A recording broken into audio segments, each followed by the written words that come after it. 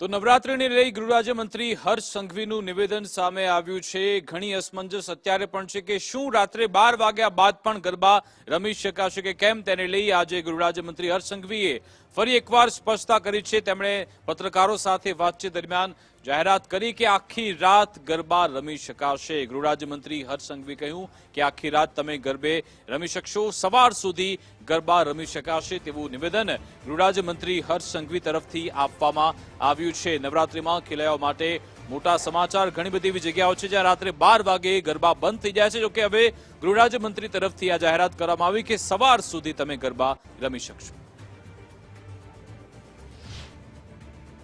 અને ગુજરાતના માઈ ભક્તો વહેલી સવાર સુધી ગરબા રમી શકે તે માટે રાજ્ય સરકાર દ્વારા રાજ્યના તમામ જિલ્લાઓમાં આ પ્રકારની વ્યવસ્થાઓ કરવામાં આવી।